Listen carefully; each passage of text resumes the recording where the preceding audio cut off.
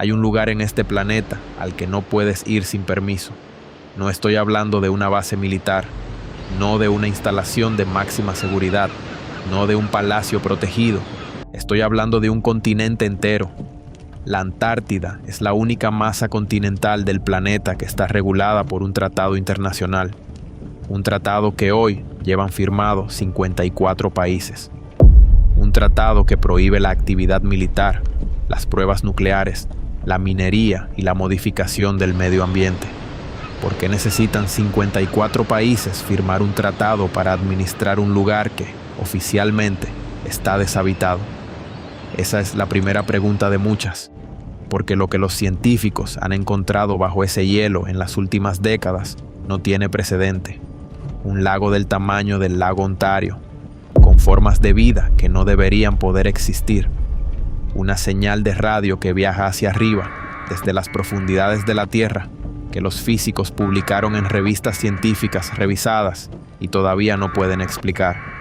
Un mapa de 1513 que muestra la costa de la Antártida, 300 años antes de que fuera descubierta, y aparentemente sin hielo.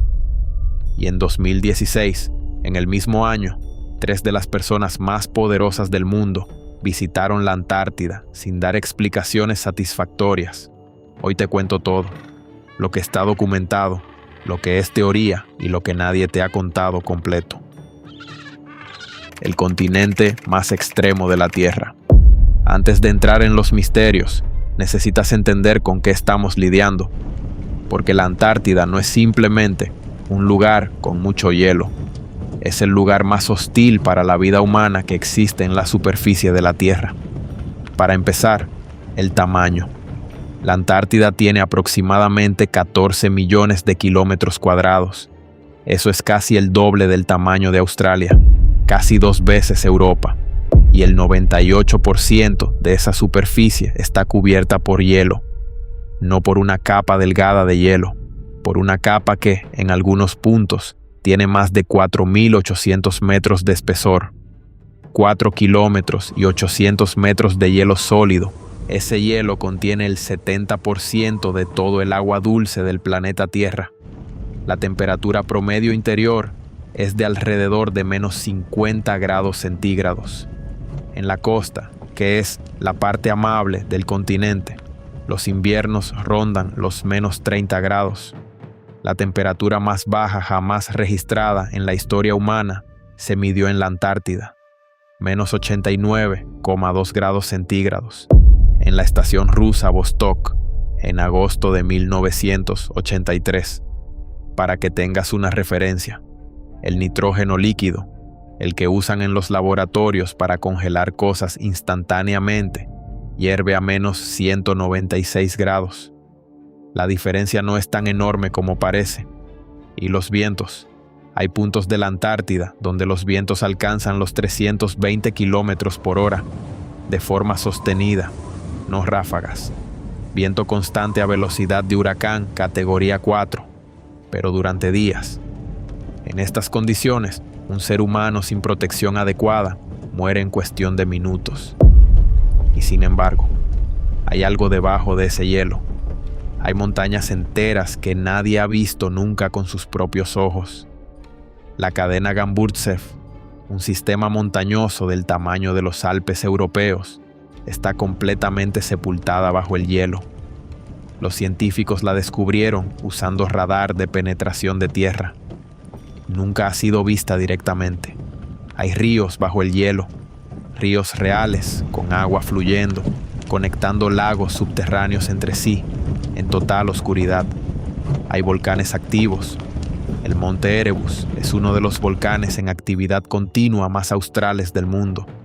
Y en 2017, investigadores encontraron que bajo su base hay túneles de lava, cálidos, habitables, con luz suficiente para que crezcan algunas plantas. Nadie había sabido de ellos. Hay más de 400 lagos subglaciales, lagos de agua líquida, completamente aislados del mundo exterior. Y en algún lugar bajo todo ese hielo, hay cosas que todavía no entendemos. Pero para llegar a eso, necesito empezar con algo que ocurrió hace años, porque hay un mapa antiguo. Un mapa que, según la historia oficial, no debería poder existir. Y sin embargo, existe.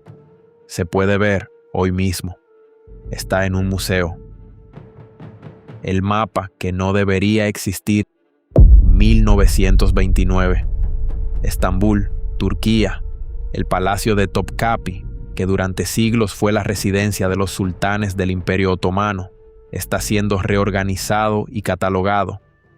Y entre documentos olvidados, alguien encuentra algo. Un mapa, dibujado sobre piel de gacela. Fechado en 1513, firmado por Piri Reis, un almirante y cartógrafo del Imperio Otomano. A primera vista, es un mapa antiguo más. Tienen valor histórico, son interesantes para los expertos. Pero cuando los investigadores empiezan a estudiarlo en detalle, algo no cuadra.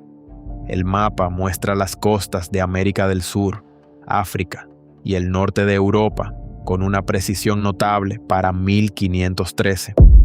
Pero también muestra, en su extremo sur, una masa de tierra. Una masa de tierra que nadie en 1513 debería haber conocido, porque la Antártida fue oficialmente descubierta en 1820. 307 años de diferencia. ¿Cómo puede un mapa de 1513 mostrar una masa continental que no fue descubierta hasta 1820? Pero aquí está el detalle que hace la pregunta todavía más perturbadora.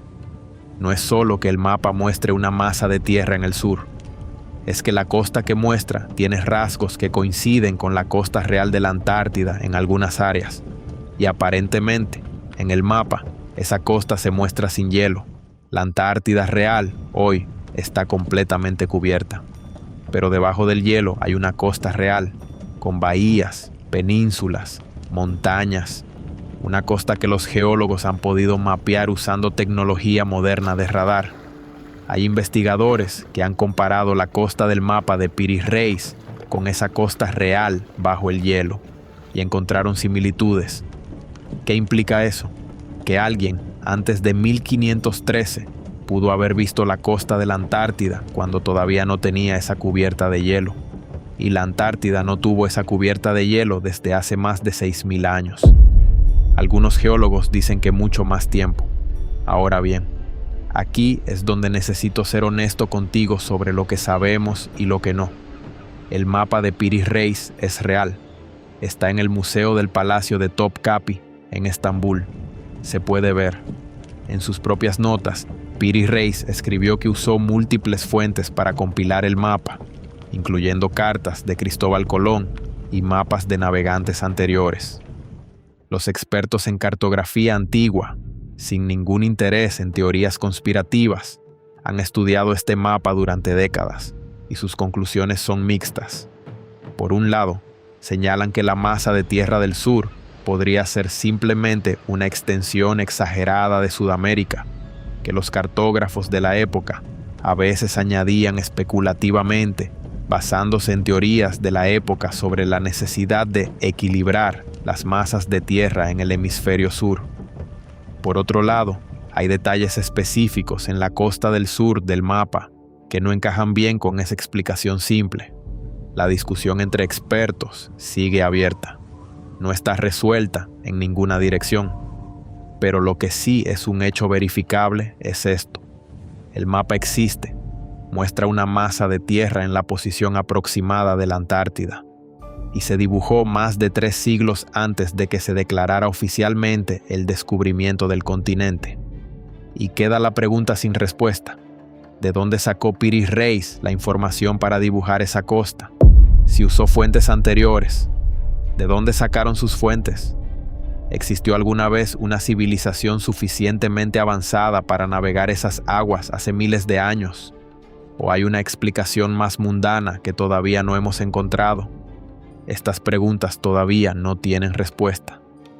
Pero hay algo que sí ocurrió en la Antártida, en 1946, de lo que tenemos registros completos, documentos desclasificados y fotografías. Y ese evento genera preguntas igual de grandes, tal vez más. Operación High Jump. 4.700 soldados para hacer ciencia. Agosto de 1946. La Segunda Guerra Mundial ha terminado hace poco más de un año. El mundo está reorganizando el poder. Estados Unidos es la nación más poderosa del planeta, con el ejército más grande y tecnológicamente avanzado de la historia. Y en ese contexto, la Marina de los Estados Unidos anuncia una expedición a la Antártida, la Operación High Jump. El objetivo oficial: investigación científica, mapear el continente, probar equipamiento en condiciones de frío extremo, establecer bases de datos climáticos. Suena razonable. Las expediciones científicas a la Antártida existían desde finales del siglo XIX, pero hay algo en la composición de esta expedición científica que no cuadra. La flota incluía 13 barcos de guerra, 33 aeronaves, 4.700 soldados y marines. 4.700 soldados para una expedición científica. Nadie manda a 4.700 soldados, 13 barcos de guerra y 33 aviones a estudiar pingüinos y temperatura del agua.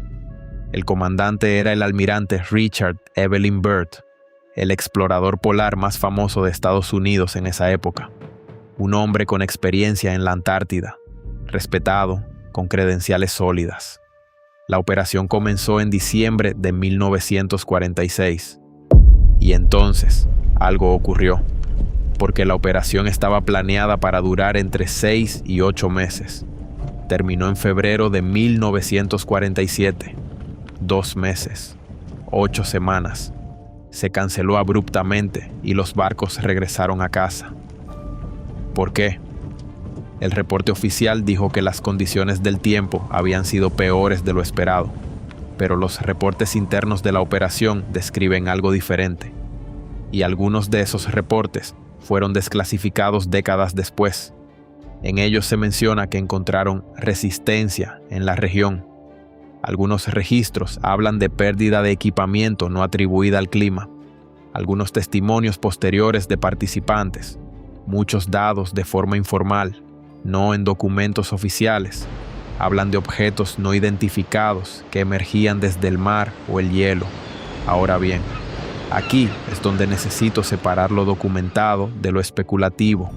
Lo documentado: la operación sí terminó antes de lo planeado. El almirante Byrd sí regresó y dio una declaración a la prensa chilena en marzo de 1947. Que fue publicada en el diario El Mercurio de Chile. En esa entrevista, Byrd habló de la necesidad de prepararse para amenazas que podrían venir del polo. Mencionó la posibilidad de que, en un conflicto futuro, un adversario podría atacar volando desde polo a velocidades increíbles. El contexto de la Guerra Fría hace que esa declaración tenga sentido en términos convencionales. Estaba hablando de la posibilidad de ataques aéreos soviéticos pasando sobre el Ártico y el Antártico. Lo especulativo: hay versiones de esa entrevista que circulan online con adiciones y traducciones que exageran o directamente inventan citas del almirante Byrd que no están en la fuente original. Varias de esas versiones son fabricaciones que mezclan lo real con lo inventado. Así que esto es lo que puedo decirte con seguridad sobre la operación High Jump. Una flota masiva con composición militar fue enviada a la Antártida. La operación terminó abruptamente, meses antes de lo planeado. La explicación oficial fue el clima. Los participantes dan versiones inconsistentes entre sí. Los reportes completos no han sido en su totalidad desclasificados. ¿Qué encontraron realmente? No lo sabemos. Y eso, en sí mismo, es una respuesta que dice algo. Pero lo que sí sabemos con certeza es lo que los científicos encontraron décadas después, perforando hacia el corazón de ese hielo. Y lo que está vivo en las profundidades no debería estar vivo. El lago sellado desde siempre. En el centro de la Antártida, directamente sobre la estación Vostok, que es una de las bases científicas más frías y remotas del planeta, hay un lago. un lago tan grande como el lago Ontario, uno de los grandes lagos entre Estados Unidos y Canadá. Está completamente en la oscuridad, no tiene contacto con la atmósfera y no ha tenido ningún contacto con el mundo exterior. El Mediterráneo se estaba formando y el lago Vostok ya estaba ahí, bajo el hielo, en completa oscuridad, completamente sellado. Para llegar a él, los científicos rusos tuvieron que perforar durante más de 30 años, 4 kilómetros de hielo, metro a metro, año tras año, en las condiciones más extremas de la Tierra. Y en 2012, después de 3 décadas de trabajo, la broca de perforación finalmente rompió la última capa de hielo y tocó el agua.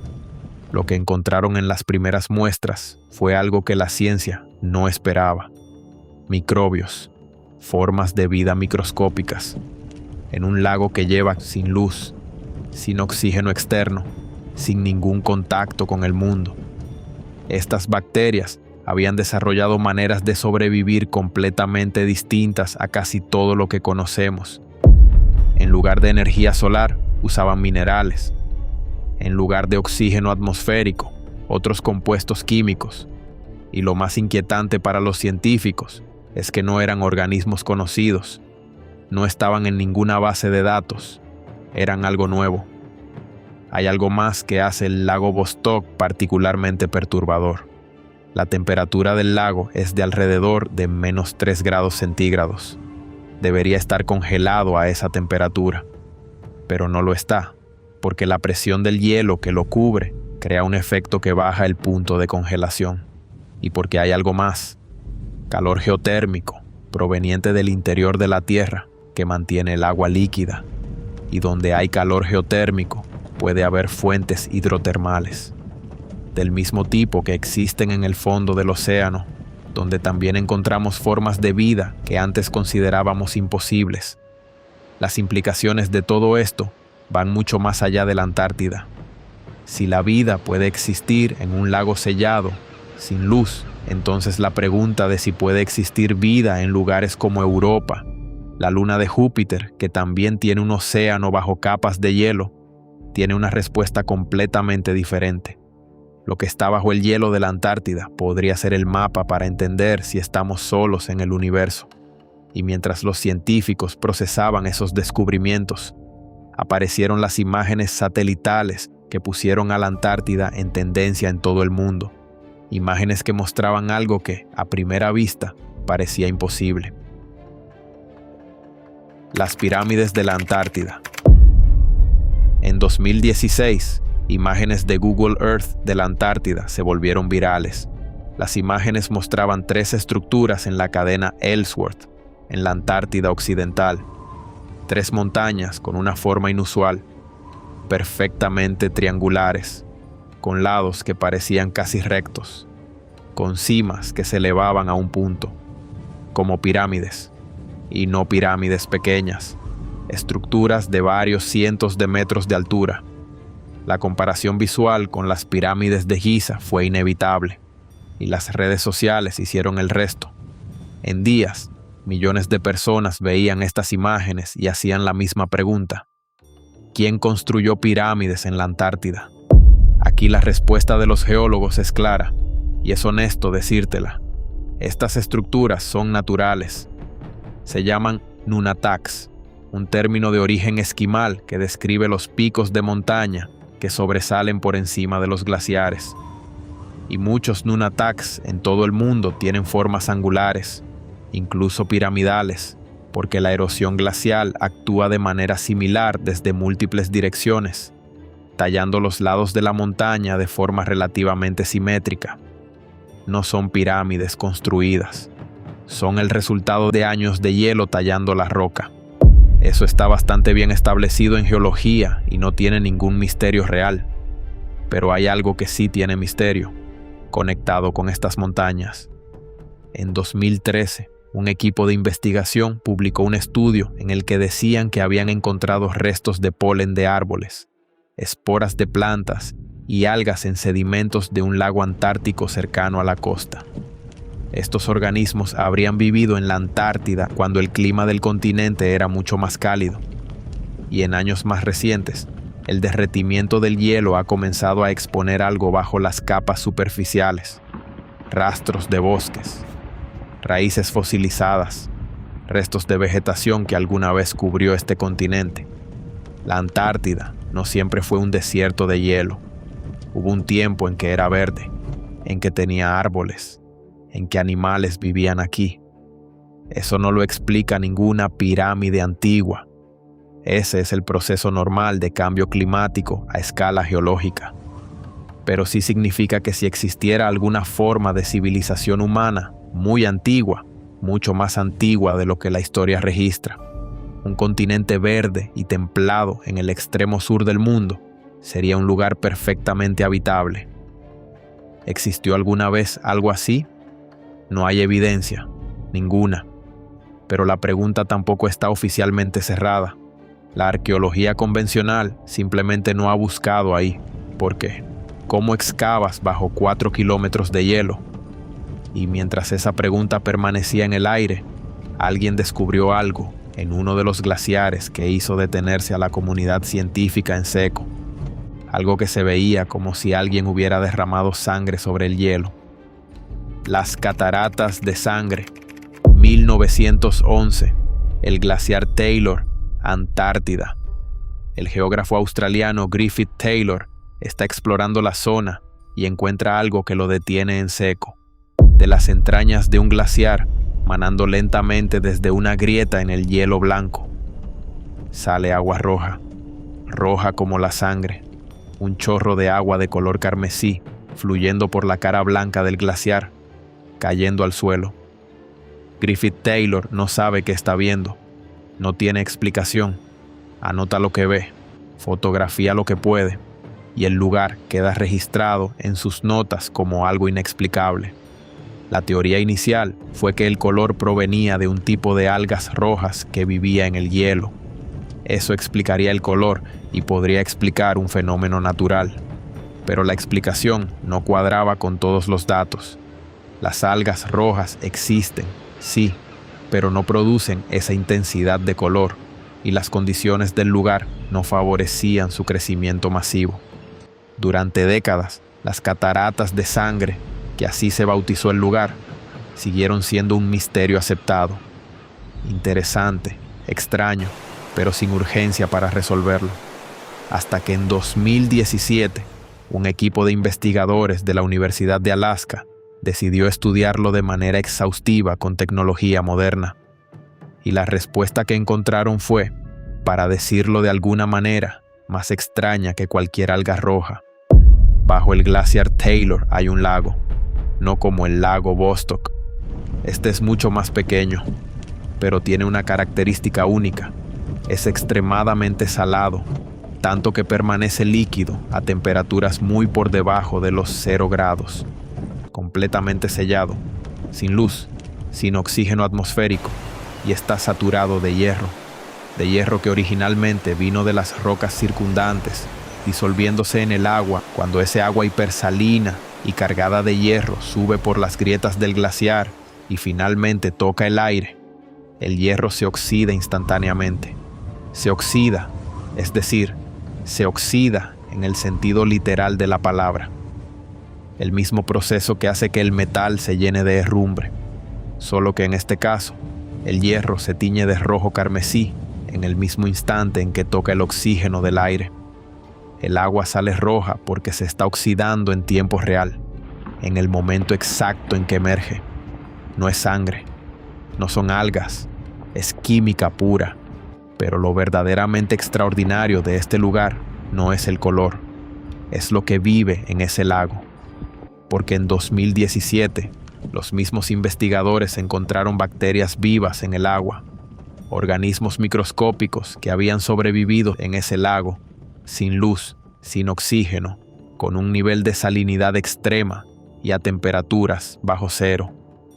Habían desarrollado un ciclo metabólico completamente diferente al de casi cualquier otro ser vivo conocido.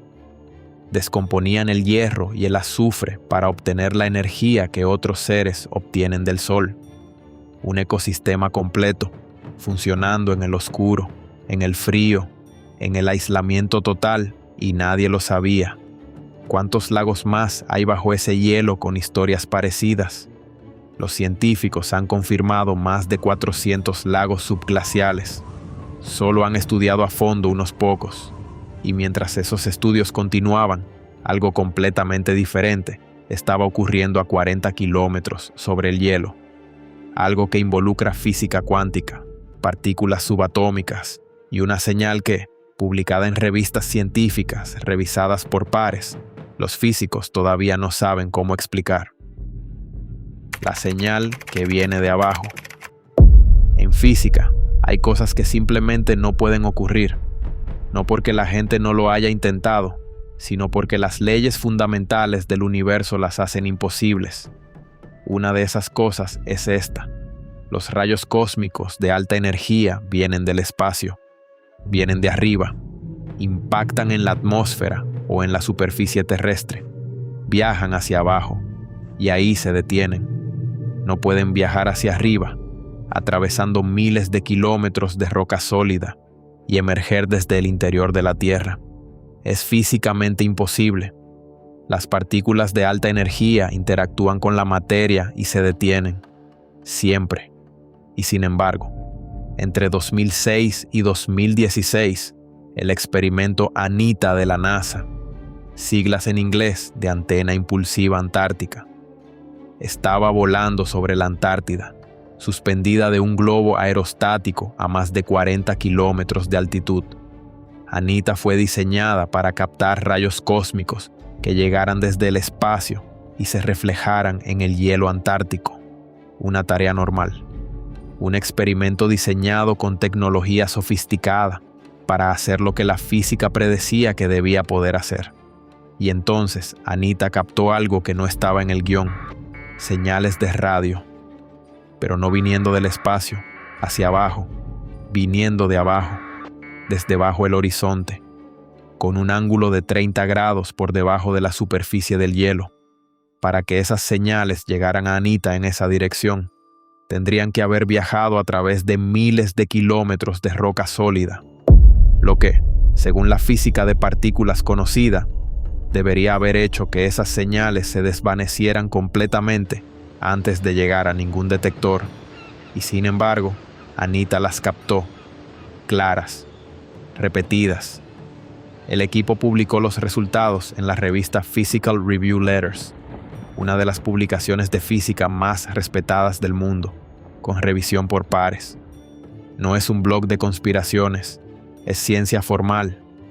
La cita del propio equipo de investigación fue: "No tenemos explicación para estas anomalías.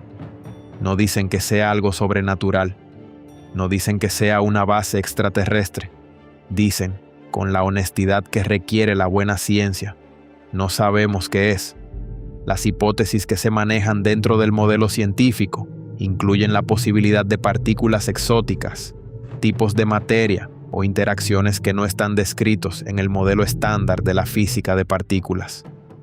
En 2025, un nuevo estudio usando el observatorio Pierre Auger en Argentina analizó 15 años de datos cósmicos para intentar hacer más luz sobre estas señales.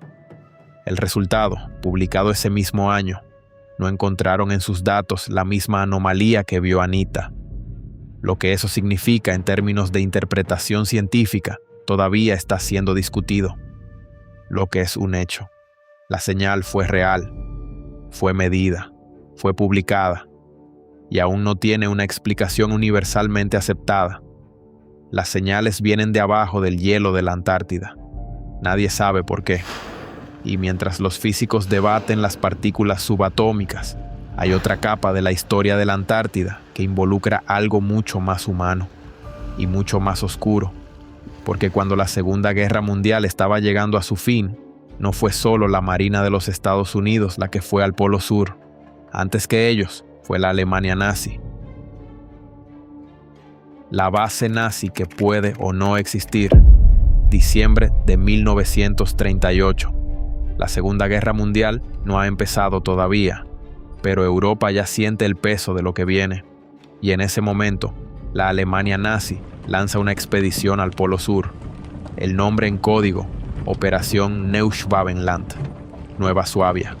2 hidroaviones exploraron una zona de la Antártida que hoy corresponde aproximadamente a lo que se llama la Tierra de la Reina Maud, reclamada entonces por Noruega. El objetivo oficial declarado: reclamar territorio para el Reich, buscar zonas de caza de ballenas para garantizar el suministro de aceite industrial. Los pilotos sobrevolaron miles de kilómetros de territorio antártico y lanzaron marcas metálicas con la esvástica sobre el terreno, reclamando simbólicamente el territorio, y regresaron con mapas, fotografías y datos geográficos detallados. Eso es lo que está documentado. Eso es un hecho histórico. Lo que viene después es donde la historia y la especulación se mezclan de manera compleja. La teoría que más ha circulado desde el final de la Segunda Guerra Mundial es esta: los nazis, usando la información de esa expedición, construyeron una base secreta en la Antártida durante la guerra, y cuando el Reich colapsó en 1945, algunos de sus líderes, posiblemente incluyendo Hitler, escaparon a esa base. Esta teoría se ha alimentado de algunos elementos reales. Por ejemplo, es un hecho histórico verificable que varios submarinos alemanes, en los últimos meses de la guerra, viajaron hacia el Atlántico Sur en lugar de rendirse. Algunos nunca fueron encontrados. Es también un hecho verificable que varios científicos y líderes nazis sí escaparon después de la guerra, muchos a través de Sudamérica. La operación Paperclip en Estados Unidos reclutó a decenas de científicos nazis. Otros encontraron refugio en Argentina, Brasil y Chile. Pero de ahí a una base operativa en la Antártida hay un salto enorme. No existe evidencia física documentada de una base nazi en la Antártida.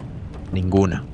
Ni rastros de construcción, ni equipamiento, ni documentos que la describan. Y los investigadores que han revisado los archivos militares desclasificados de múltiples países no han encontrado nada que confirme la existencia de esa base. Lo que sí existe es algo más interesante en cierto sentido: el hecho de que la operación High Jump de 1946, esa que ya vimos con 4.700 soldados y 13 barcos de guerra, haya ocurrido exactamente el año después del fin de la Segunda Guerra Mundial, en la misma zona geográfica que exploró la expedición alemana de 1938. Fue una operación diseñada para buscar o destruir instalaciones nazis en la Antártida. No hay documentos que lo confirmen, pero tampoco hay documentos que lo desmientan de forma explícita. Lo que sí existe, y aquí está algo que se discute poco, es la curiosa coincidencia de que en 1959, apenas 14 años después del fin de la guerra, 12 países firmaron un tratado que convertía la Antártida en zona neutral, sin soberanía de nadie. Un tratado que hoy llevan firmados 54 naciones. ¿Por qué exactamente en ese momento? ¿Por qué era tan urgente establecer estas reglas? Esa es la siguiente pregunta. El tratado que nadie te explica. 1 de diciembre de 1959. 12 países se sientan a firmar lo que se conoce como el Tratado Antártico.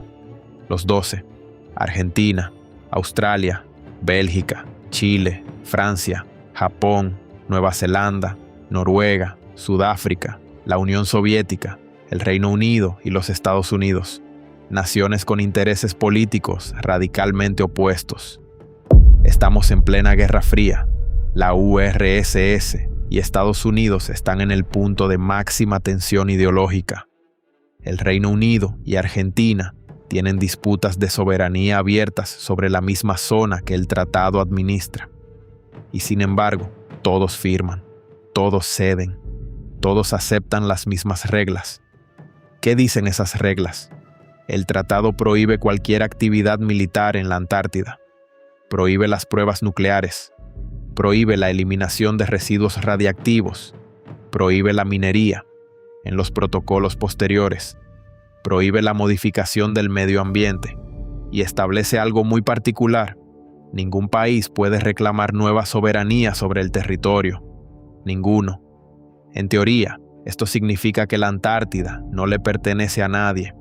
En la práctica, significa que las pocas bases de investigación autorizadas son administradas por los países que las financian, bajo una capa de neutralidad formal.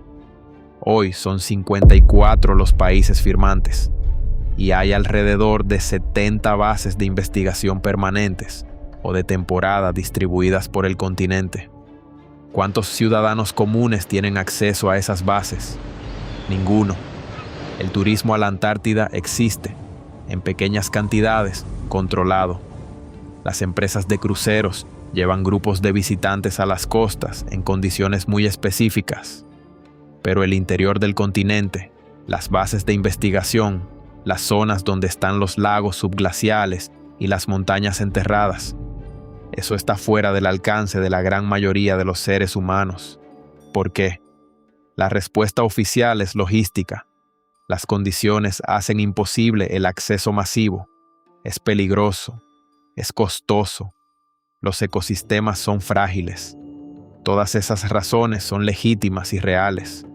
Pero hay algo más que añadir. El artículo 7 del Tratado Antártico establece que cualquier parte del tratado puede enviar observadores para inspeccionar cualquier instalación en cualquier momento sin previo aviso, lo que suena a transparencia total, pero en la práctica, los únicos que pueden hacer esas inspecciones son los propios países firmantes. El ciudadano de a pie, el periodista independiente, el investigador sin respaldo gubernamental, no tiene derecho de acceso. ¿Qué estamos administrando tan cuidadosamente en ese continente? ¿Los ecosistemas de un lugar deshabitado o algo más? Esta pregunta tomó una dimensión muy concreta cuando en 2016 un grupo inusual de personas decidió hacer el viaje al extremo sur del mundo. Las visitas que nadie justificó. El año 2016 fue, por razones que la historia ya registra, un año extraordinariamente convulso en la política mundial.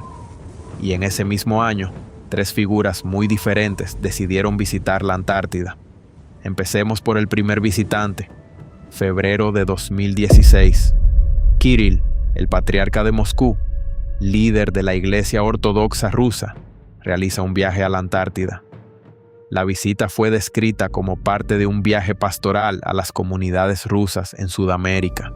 Kirill visitó también Argentina y Brasil, pero el patriarca de la Iglesia Ortodoxa rusa no tiene ninguna feligresía en la Antártida. No hay comunidades de fieles que pastorear ahí. Aún así, voló hasta la base antártica rusa de Bellingshausen, realizó una ceremonia religiosa y regresó. ¿Por qué fue a la Antártida? El Vaticano emitió una declaración vaga. El Kremlin no explicó el motivo específico. Pasemos al segundo visitante. 8 de noviembre de 2016. John Kerry, el secretario de Estado de los Estados Unidos, es decir, el máximo responsable de la diplomacia exterior del país más poderoso del mundo, hace un viaje a la Antártida. La fecha no es un detalle menor. El 8 de noviembre de 2016 es el día de las elecciones presidenciales en Estados Unidos, el día en que se elige al presidente. El secretario de Estado, en lugar de estar en Washington, D.C., en el día más políticamente significativo del año, está en el otro extremo del planeta. Ante las preguntas de la prensa, el portavoz del Departamento de Estado dijo que Kerry visitaba la Antártida para aprender más sobre el cambio climático. ¿Hay algo que Kerry no pudiera aprender sobre el cambio climático en un libro, un informe o una videoconferencia con los científicos de la base? ¿Era imprescindible su presencia física en el Polo Sur el día de las elecciones? Ninguna respuesta satisfactoria llegó. Y luego está el tercer caso. Noviembre y diciembre de 2016. Buzz Aldrin, el segundo ser humano en pisar la Luna, viaja a la Antártida. Esto en sí mismo no tiene nada inusual. Aldrin tiene más de 80 años, pero sigue siendo un explorador activo y entusiasta. Y este tipo de viajes extremos son coherentes con su carácter. Lo que sí ocurrió es que a finales de noviembre, Aldrin tuvo que ser evacuado médicamente desde la Antártida. Con sus 86 años, su salud se deterioró y fue trasladado de urgencia a Nueva Zelanda para recibir atención médica. Ahora bien, aquí tengo que ser muy explícito contigo. Circula en internet con mucha fuerza un supuesto tuit de Buzz Aldrin que decía: "Todos estamos en peligro, es el mal en persona", adjuntando una foto de una montaña en forma de pirámide. Ese tuit fue investigado por Snopes, el sitio especializado en verificación de hechos, y la conclusión fue que el tuit era una fabricación. Provenía de un sitio web conocido por difundir información falsa mezclada con eventos reales. La evacuación fue real, el tuit no. Lo menciono porque es importante no mezclar lo documentado con lo fabricado, aunque sea tentador hacerlo. Lo que sí es un hecho: 3 figuras de perfil muy alto visitaron la Antártida en el mismo año de 2016. Un líder religioso que no tenía ninguna función pastoral obvia que cumplir ahí.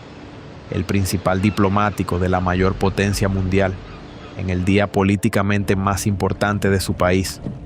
Un astronauta que fue el segundo humano en pisar la Luna. ¿Coincidencia? No lo sabemos, pero tampoco es incorrecto señalar que es inusual. Y mientras todo esto ocurría, el hielo en las orillas de la Antártida estaba cambiando, derritiéndose. Lo que el hielo está revelando. Durante décadas, el argumento principal para que no hubiera nada interesante bajo el hielo de la Antártida era simple: nunca ha habido nada ahí. El continente siempre estuvo congelado. Nadie pudo vivir ahí. No hay historia humana que descubrir. Pero esa afirmación está siendo revisada porque el hielo se está derritiendo. No a una velocidad dramáticamente visible para el ojo humano en el día a día, pero sí a una velocidad que los satélites, los equipos de medición y las comparaciones entre décadas hacen perfectamente documentable. Y a medida que el hielo retrocede, aparecen cosas.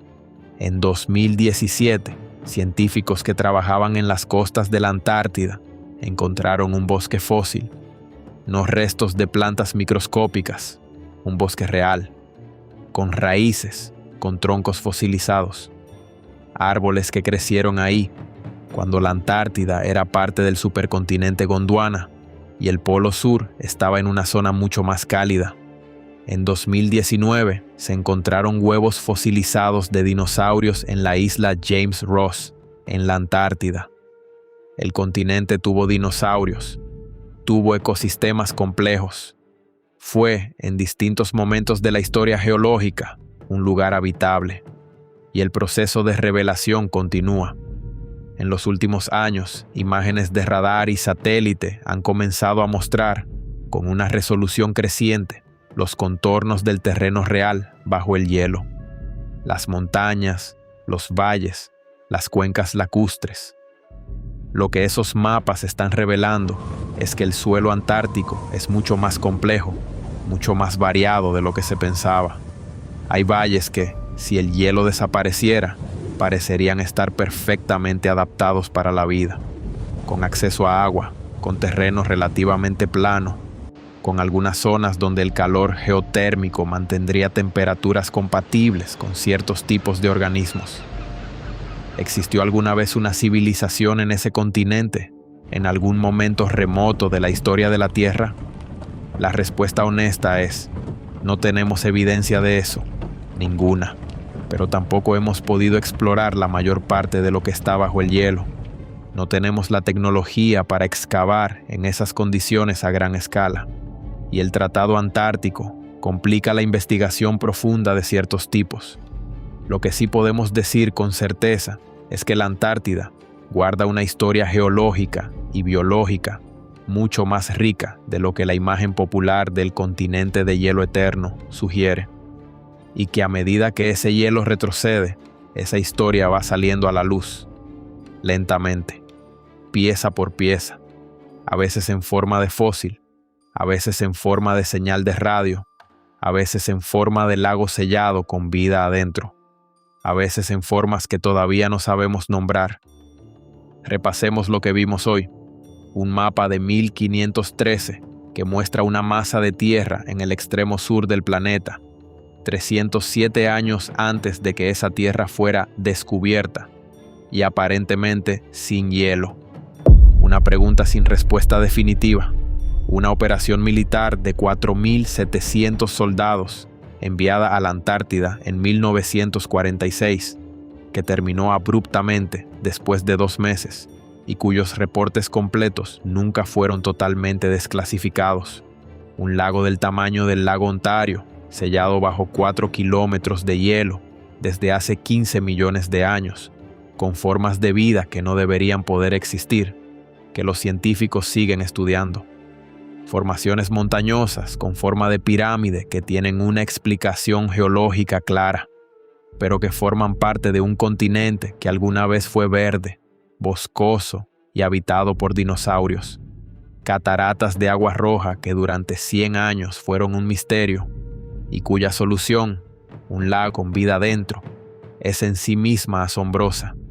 Señales de radio detectadas por la NASA, publicadas en revistas científicas de primer nivel, que viajan desde abajo del horizonte en la Antártida, en dirección contraria a lo que las leyes conocidas de la física deberían permitir.